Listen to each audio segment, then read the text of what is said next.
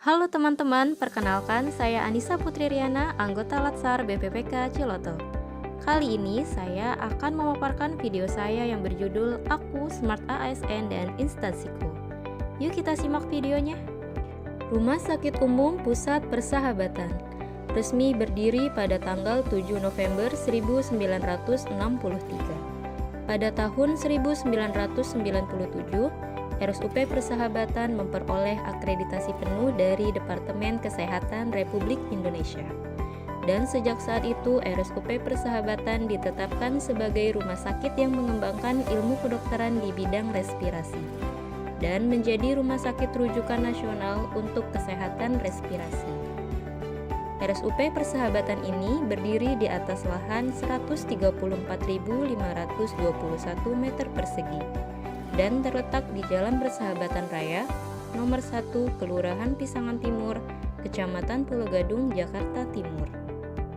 Visi RSUP Persahabatan yaitu menjadi rumah sakit berstandar internasional dengan unggulan respirasi.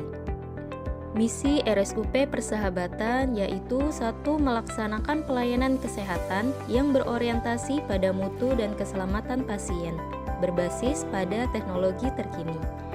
2. Melaksanakan pendidikan, penelitian, dan pelatihan bidang kedokteran dan kesehatan.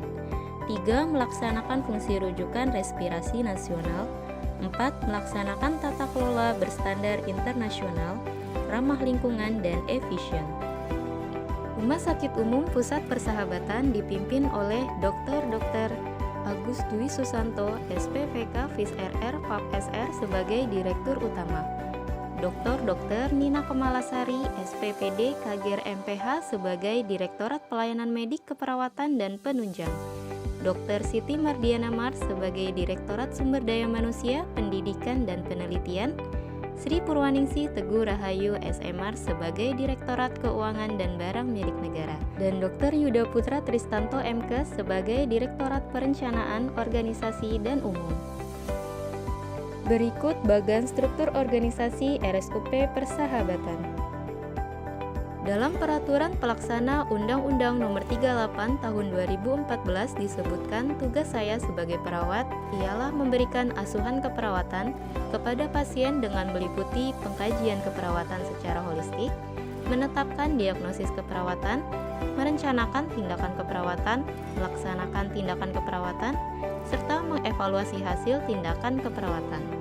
Adapun tugas lainnya yaitu memberikan tindakan pada pasien dengan keadaan gawat darurat sesuai dengan kompetensi, memberikan konsultasi keperawatan dan berkolaborasi dengan dokter, melakukan penyuluhan kesehatan dan konseling, serta melakukan penata laksanaan pemberian obat dengan prinsip 7 benar obat. Perawat memiliki 3 fungsi, yaitu 1. Perawat independen. Dalam fungsi ini, perawat berhak untuk mengambil keputusan secara mandiri untuk kebaikan pasiennya.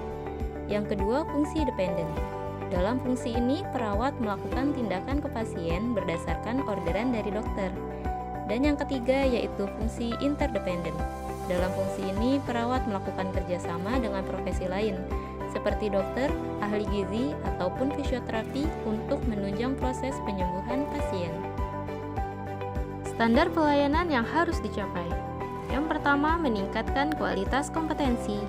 Kedua, meningkatkan mutu pelayanan. Ketiga, menunjukkan sikap empati. Dan keempat, membangun kerjasama dengan menciptakan keselarasan dan keserasian yang sinergis.